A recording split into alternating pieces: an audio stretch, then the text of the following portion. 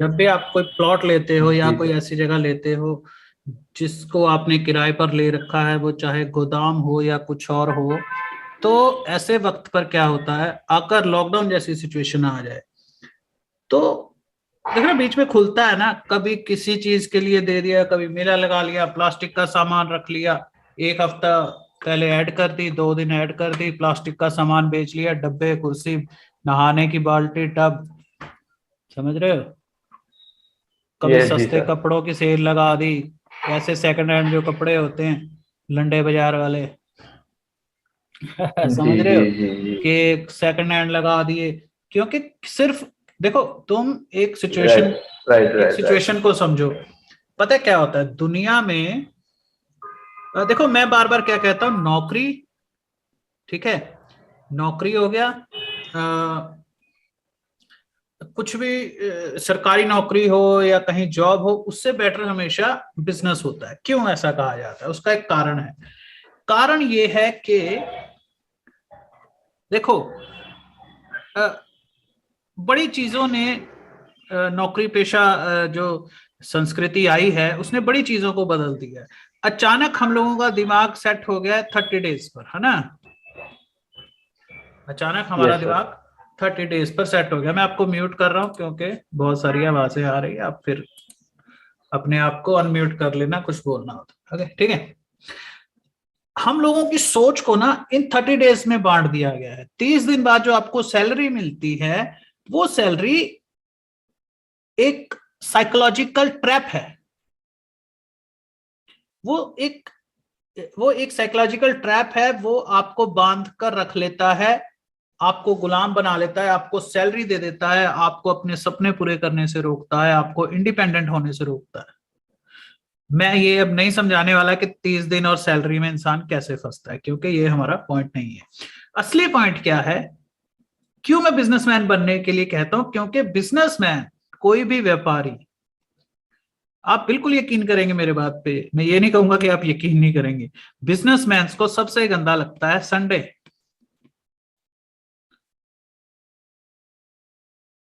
वो कभी छुट्टी नहीं करना चाहते, छुट्टी मांगता है नौकर।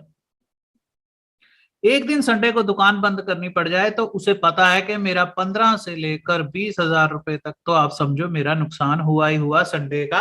अगर मान लो उसको संडे को दुकान बंद करनी पड़ती है, जो कि कई बार लोग खुशी से भी करते हैं, इतनी बड़ी बात नहीं। लेकिन मेरे पॉइंट को समझो, जिस इंसान को डेली पैसा कमाने की आदत है, आप समझ रहे हैं, रोजमर्रा, हर रोज। देखो मैंने अपने एक लेक्चर में एक बात कही थी ना, कि विदेशों में रहने वाले बच्चे बड़े लकी होते हैं, जो विदेशों में पैदा होते हैं। क्यों? क्योंकि वो 15 साल के, 16-18 साल के होकर कहीं वेटर की जॉब कर लेते हैं, कहीं पर गार्ड की जॉब कर लेते हैं। वो मतलब वहां पर कल्चर है कि बच्चे काम करते हैं, वहां पर कल्चर है कि अपना पैसा कमाओ, वहां पर कल्चर है पैसों की सोच को, वो उन लोगों की संस्कृति में पैसों की सोच आ गई है। हमारे भी है, लेकिन वो बड़ी उल्टे तरीके से, वो मैं फिर कभी बताऊंगा, ठीक है। लेकिन देखो वो कितने लकी हैं, वो कोई भी काम कर सकते हैं, वो जूते बेच सकते हैं, वो झाड़ू लगा सकते हैं। वो हमारे यहाँ के बच्चे भी तो वहां जाके सफाई करते हैं, समझ रहे हो। वहां सफाई करने में उन्हें शर्म नहीं आती, क्योंकि वहां स्टूडेंट बाथरूम्स की सफाई करते हैं और अपना पैसा लेकर अपने घर जाते हैं। लेकिन यहाँ पर एक समस्या है इंडिया में, यहाँ पर हर किसी की एक इज्जत है, एक नाक है जो अक्सर कटने के लिए तैयार रहती है। यहाँ पर कोई भी इंसान कई जगहों पर नहीं सोचता है, आप समझ रहे हैं, कई दिशाओं में सोचना, कई दिशाओं में। अभी रिसेंटली एक क्लास गई थी, उसमें मैंने बताया, कई कई दिशाओं में सोचता है बिजनेसमैन। व्यापारी कभी छुट्टी नहीं करता, वो उसके लिए एक एक सेकंड का मूल्य है, वो सोचता है ये जो 1 घंटा, समझ रहे हो, ये जो 1 घंटा मैं यहाँ बेकार बैठा हूं, इसी 1 घंटे में मैंने कम से कम 1,000 रुपया कमा लेना था, लेकिन ये मेरा 1 घंटा वेस्ट हो गया। तुम कभी व्यापारियों के साथ बैठो, हालांकि वो इतनी जल्दी आपको अपनी महफिलों में नहीं बुलाएंगे, लेकिन अगर आप बैठना शुरू कर दो और वो कई बार आप बैठ भी रहे होंगे, देखो यहाँ पर है और बड़ी गड़बड़ है, कई बार लोग महफिल में बैठते हैं लेकिन वो जो व्यापारी होते हैं वो इतने उनके सामने बातें नहीं करते, क्योंकि उन्हें पता है कि सामने वाला बोर होगा। आपने ऐसे लोग देखे होंगे ना जो कहते हैं यार उनकी पार्टी में जाने का कोई मजा नहीं आता, वो अपने बिजनेस की बातें करते रहते हैं, कुछ समझ में नहीं आता, पता नहीं क्या बोर बातें करते रहते हैं, सच में बोर होते हैं। ठीक है, व्यापारी मानसिकता का मतलब होता है मेरे 15 मिनट खराब हो गए। ये व्यापारी जो अपने टाइम को गिन रहा है, जिस आदमी को आदत है अपने एक एक मिनट का हिसाब रखने की, ठीक है, जिस आदमी को, जो आदमी ऐसे सोचता है कि भाई मैं यहां से अपना स्कूटर लेकर जाऊंगा, ठीक है, स्कूटर लेकर मैं वहां जाऊंगा, उससे पैसे मांगूंगा, ठीक है, जाने जाने मेरा 10 रुपए का तेल लग जाएगा, ठीक है, इससे मैंने 50 रुपए लेने, 10 रुपए का नुकसान तो मेरा यही हो गया। ये है व्यापारी, क्योंकि उसका दिमाग सिर्फ पैसों में खेलता है। क्यों नौकरी पेशा लोग, क्यों दूसरे कोई और वैसे नहीं सोच सकते? क्योंकि देखो कितनी भयंकर बात है, उनकी बुद्धि हर ली जाती है, उन्हें एक ऐसे सम्मोहन में डाल दिया जाता है जिससे वो सारी जिंदगी नहीं निकल पाते। और वो ये सम्मोहन ये है कि आपको 30 दिन तक कुछ नहीं करना है, आपको जो हमने काम बोला है वो करना है, पैसे आपको मिल जाएंगे, आपको सुरक्षा दी जाती है, आपको पेंशन मिलेगी, आपका इलाज करवाया जाएगा, आपका ये करवाया जाएगा, वो करवाया जाएगा। हालांकि उनका मकसद ये नहीं होता कि आपकी व्यापारी बुद्धि डेवलप ना हो, उनका मकसद होता है एक ऐसा इंसान जो बहुत काम करे। हर इंसान को डेली बेसिस पर सोचना चाहिए कि आज मैंने क्या कमाया।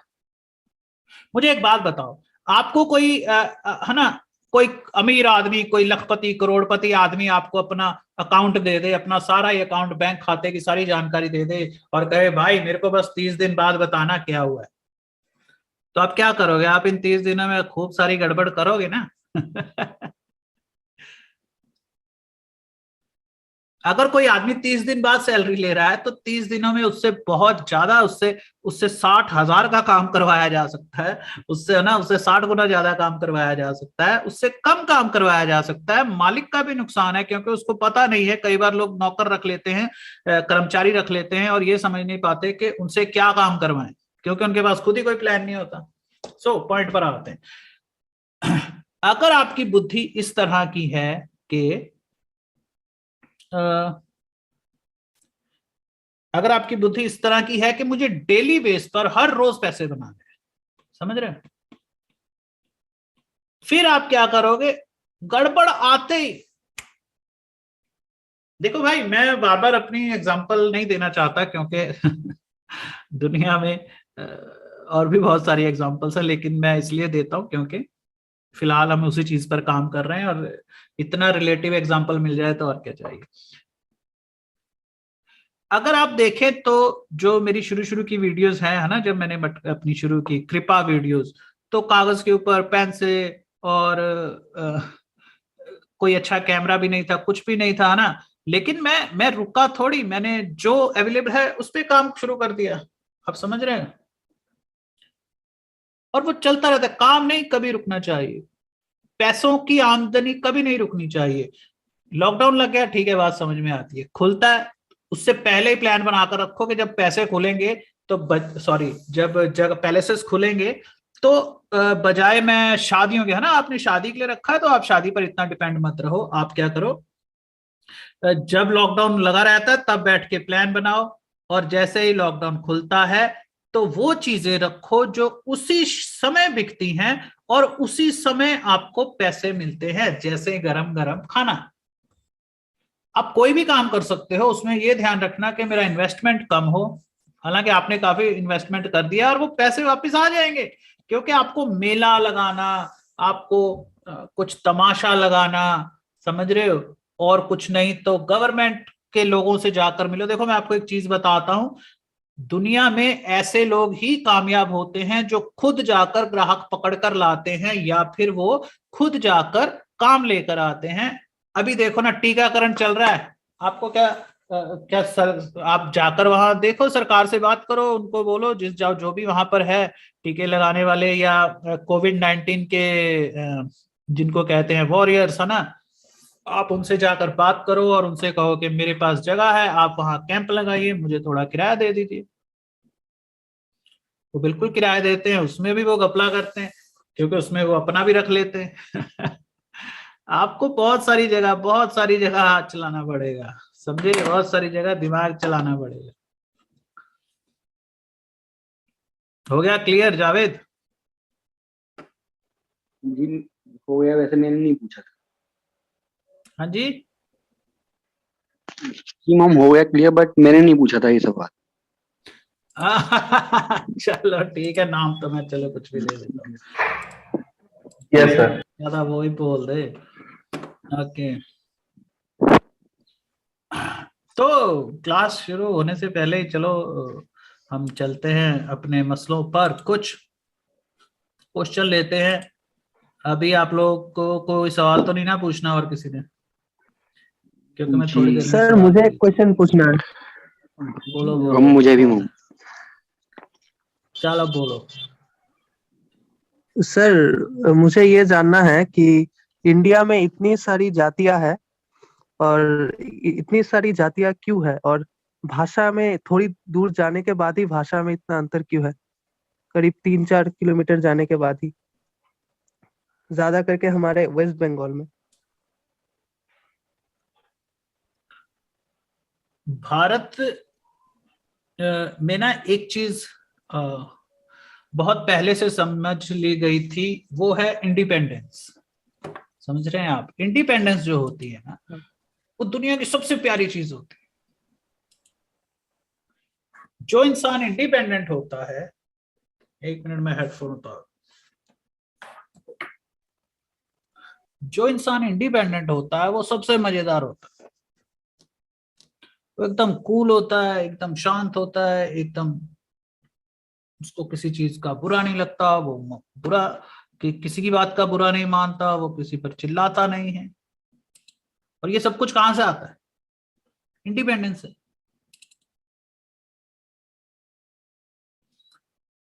जब लोग चाहते थे कि हमारे बच्चे बड़े हों, ताकतवर हों, उस जमाने में स्कूल तो होते नहीं थे, उस जमाने में और कुछ तो होता नहीं था, तो लोग क्या करते थे, अपने बच्चों को आ, अपने बच्चों को ना वो जैसे मैं बताता हूँ क्या करते हैं। मान लो ये एक घर है, ओके, ये एक घर है, यहाँ पर एक बंदे के 5 बच्चे हैं, ओके। बहुत ज्यादा पीछे लेकर नहीं जा रहा हूं मैं तुम्हें, बहुत ज्यादा पीछे लेकर नहीं जा रहा हूं मैं तुम्हें, थोड़ा सा पीछे लेकर जा रहा हूँ, 400-500 साल पीछे ही चले जाओ, तुम्हें कोई हजारों साल पीछे जाने की जरूरत नहीं है। एक आदमी के 5 बच्चे हैं, तो वो कोशिश करता है कि मेरे 5 बच्चे इंडिपेंडेंटली एक गांव बसाएं, एक बच्चा इंडिपेंडेंटली एक गांव बसाए, और वो उसे इतना अकेला छोड़ देते थे, समझ रहे हैं, हर पर्सन को। अगर तुम्हें बहुत पुराना मेरा कोई एक लेक्चर याद हो तो मैंने उसमें बताया था कि कई ऐसे कबीले हैं जिसमें औरतें प्रधान हैं, वो वहां पर कबीलों के सरदार औरतें होती हैं। वो क्या करती हैं, हर औरत क्या करती है, उसके जो बेटी पैदा होती है वो उसको अलग से एक घर बना देती है, जिसे गोटुल कहा जाता है। अगर आप तुम लोगों ने गोटुल शब्द सुना हो तो कहीं पर, गोटुल का मतलब होता है एक ऐसा घर जिसमें कोई लड़की रहती है, और वो अपनी पसंद का कोई भी मर्द आकर उसके साथ सेक्स कर सकता है, और वो बच्चे पैदा करती है। उसके बच्चे पैदा जो होते हैं, उसके बाप कौन है इससे ज्यादा फर्क नहीं पड़ता, वो बच्चे उस माँ के ही गिने जाते हैं, बाप आते जाते रहते हैं, कोई वहां रुकता है, कोई वहां नहीं रुकता, कोई अपने घर चला जाता है। बिल्कुल वैसे ही पुरुषों के साथ भी ऐसा किया जाता है भारत में ज्यादातर, क्योंकि वो यहाँ पर महिलाएं प्रधान नहीं है। तो क्या होता है कि जब एक आदमी के 5 बच्चे हैं और उसने बच्चा नंबर एक गांव में भेज दिया कि वहां ही जाकर रहे, तो जंगल में छोड़ देते बच्चे को। आप समझ रहे हैं कितनी कितनी जबरदस्त और अच्छी चीज है ये। अगर उसमें दम हुआ तो वो सरवाइव करेगा। जिसे आजकल सन्यास माना जाता है ना, अरे उसने सन्यास ले लिया, वो घर बार छोड़ के चला गया, वो पहले एक नॉर्मल लाइफ थी, वो पहले एक बड़ी खूबसूरत चीज थी, वो स्कूल जाने जैसा था, वो अपनी जिंदगी को बदलने के लिए आगे बढ़ने जैसा था। लोगों के बच्चे बड़े होते थे, माँ बाप को प्रणाम करते थे, शिक्षा दीक्षा ली, अपने पिता से, गुरु से सीखी और निकल लिए।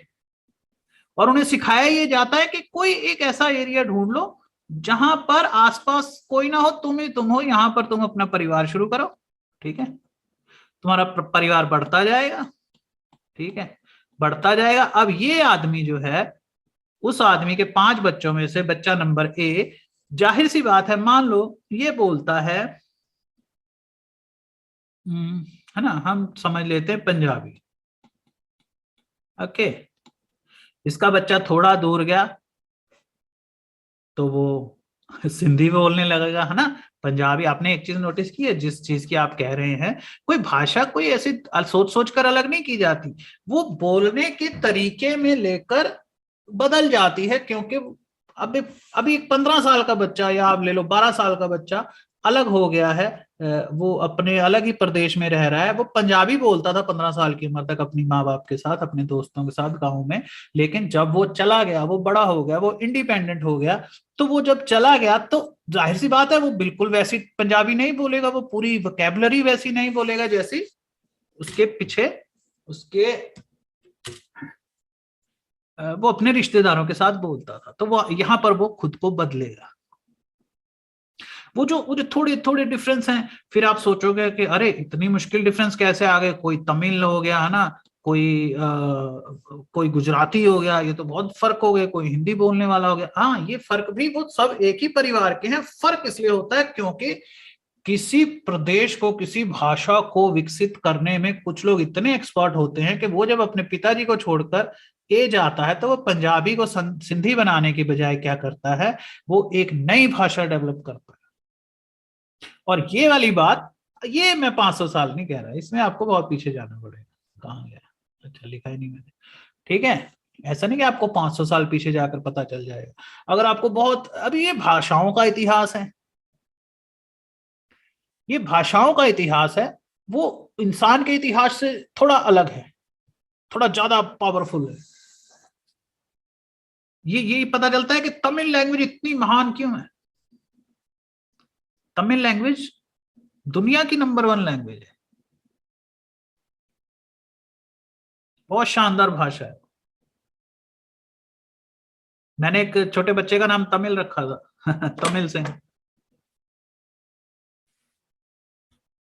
क्योंकि इसका इतिहास पुराना है। ये जब अलग होते हैं लोग तो वो अपने आप को डेवलप करते हैं। ये ऐसा नहीं है कि एक कुछ किलोमीटर आप दूर गए, वहां पे रहने वाले लोग अलग बोल रहे हैं। वो अलग इसलिए बोल रहे हैं क्योंकि उनके पूर्वज स्व निर्माता थे, उनके पूर्वज इंडिपेंडेंट थे। इंडिपेंडेंस बड़ी जबरदस्त चीज होती है। मैं चाहता हूं तुम उसका मजा लो, मैं चाहता हूं तुम उस नशे को एंजॉय करो। अच्छा, तुमने देखा मैं क्या फोटोज बनाता रहता, तुम ये नहीं देखते कि आदमी कितना फेयरलेस है है ना? कि लड़की ऐसे बनाता हूं, ऐसे ये बन गई लड़की सब, है ना, देखो लड़की बन गई, इसके बूब बना दिए। है कोई मेरे अंदर कोई परेशानी? कुछ नहीं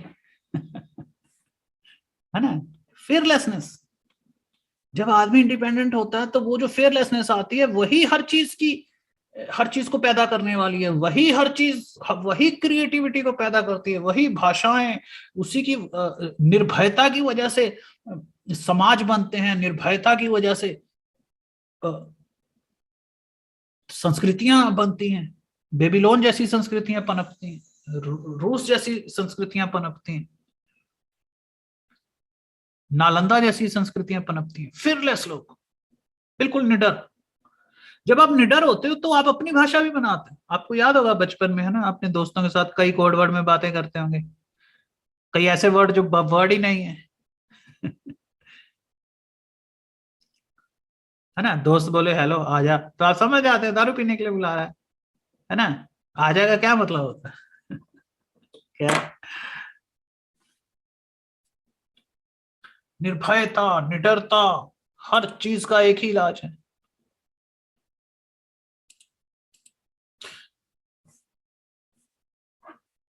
कभी ये मत सोचना कि लोग यूं ही बोलते बोलते भाषा, नहीं नहीं, भाषा हमेशा महापंडित बनाते हैं, महाशास्त्री बनाते हैं, बहुत पढ़े लिखे लोग बनाते हैं। हिंदी भाषा भी, देवनागरी भाषा भी बड़ी सोच समझकर और एक एक शब्दों को वहां चुनकर रखा गया। ऐसा जरूर है कि उसमें भांति भांति के शब्द ले लिए जाते हैं, ऐसा नहीं कि मैं डिफरेंट ही बनाऊंगा, अलग अलग शब्दों को उसमें जोड़ दिया जाता है, काम चलाया जाता है।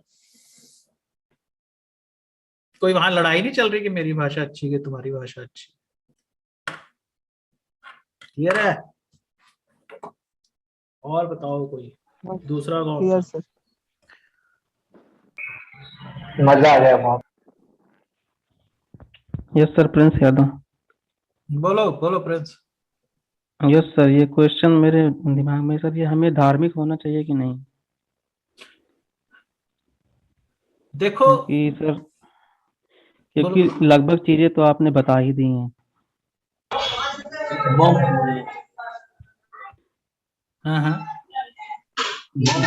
सारन से हो। मैं भी जब से मैंने 4 वक्त का लेक्चर सुना ना, जब से मैंने भी नास्तिकता को ज्यादा अहमियत देनी शुरू कर दी है।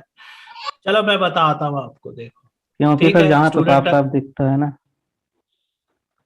यहाँ सर क्या? जो गड़बड़ चल रही होती है वो हम लोग देख पाते हैं ना। इसमें एक सवाल और मैं है। आपको देखिए किताब, इसका जी मैं सर। बोलो बोलो बोलो। किताबें पढ़नी चाहिए या नहीं पढ़नी चाहिए, अब कौन सी पढ़नी चाहिए? मैं बताता हूँ, ठीक है। पहले नंबर पर हम देखते हैं थोड़ा भगवान को, एक विद्यार्थी को भगवान को, है ना, मानना चाहिए या नहीं। देखो भगवान को कहां तक मानना चाहिए, जब तक वो आपके मन को शांति दे, ठीक है, आत्म नियंत्रण बनाने में हम लोग धार्मिक है। देखो धर्म शब्द का आप भगवान को हटा दो, वो धर्म है जो आप पूछना चाह रहे हैं, समझ रहे हो? भगवान नहीं है वो, मैं समझाता हूँ, उस पर पॉइंट पर भी आता हूँ। धर्म का मतलब क्या होता है? जीवन जीने का तरीका, the way of living, the art of living. जिंदगी को कैसे, कितने, धर्म का मतलब होता है कितने बजे उठना, पहला काम क्या करना है, दूसरा काम क्या करना है, खाना खाने से पहले क्या करना है, खाना खाने के बाद क्या करना है, सोने से पहले क्या करना है, ठीक है, सोने के बाद क्या करना है, और ऐसी हजारों हजारों चीजें कि किस जानवर को छूना है, किसे खाना देना है, किसे नहीं देना है, लाखों लाखों चीजें धर्म कहलाती हैं, यानी जिंदगी जीने का तरीका। धर्म का मतलब होता है एक ऐसा इंस्टीट्यूशन जिसको फॉलो करके हम लोग ये समझ जाते हैं कि भाई हमें, है ना, एक सवाल होता है, एक आदमी यार झोपड़पट्टी में पैदा हुआ है, किसी वहां रह रहा है, नदी के किनारे रह रहा है, उसको कुछ जीवन का पता ही नहीं है। शहर के लोग जानते हैं इतने बजे उठना चाहिए, एक्सरसाइज करनी चाहिए, ऑक्सीजन लेनी चाहिए, वो प्रोटीन वाला खाना खाना चाहिए, फिर इतने बजे नहीं खाना चाहिए, हर वक्त चाय नहीं पीते रहना है ना। हर हर हर कोई एक टीचर चाहता है जो उन्हें बताए कि लाइफ में क्या करना है, कैसे अच्छी सेहत बना के रखें, कैसे चुस्त फुर्तीले रहें, जो काम कर रहे हैं उसको ज्यादा देर तक कैसे रखें, है ना। कितना सवाल है, वो सब धर्म के अंदर आते हैं। पहले वो इंस्टीट्यूशन धर्म था जो लोगों को, जो बिखरी हुए जीवन से, कि उनका जीवन बिखरा हुआ है, टूटा फूटा है, तो उनको सिखाया जाता है कि भाई धर्म के अंदर तुम हमारी बात मानो, इतने बजे उठो, नहाओ, फिर काम करो, फिर ऐसे मन को एकाग्र करके अपने काम को करो, क्योंकि सबका मन भटकता रहता है। तो गुरु बताता है, पंडित जी बताते हैं, तो धर्म का काम होता है लोगों को जीने का सही तरीका बताना। और धर्म सिर्फ सलाहें होती है, समझ रहे हो? धार्मिक किताब को एडवाइजरी बुक समझना चाहिए। धार्मिक किताबों में सिर्फ सलाह होती है, समझदार लोगों ने बहुत सारी सलाहें इकट्ठी करके जहां लिख दी होती हैं, उसे धार्मिक किताब कहा जाता है। वो कोई भगवान ने लिखकर नहीं भेजी होती, कुछ समझदार लोगों ने लिखी होती हैं, जो अपने अनुभवों से लिखते हैं और आपको बताते हैं कि भाई इस काम को ऐसे करना है, फायदे में रहोगे।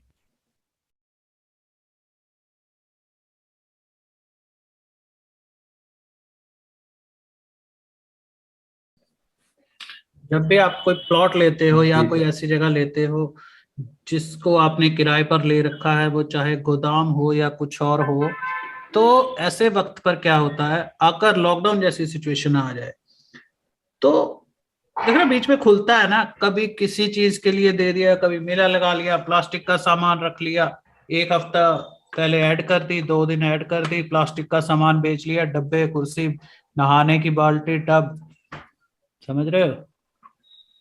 कभी Yes, जी सस्ते सर। कपड़ों की सेल लगा दी,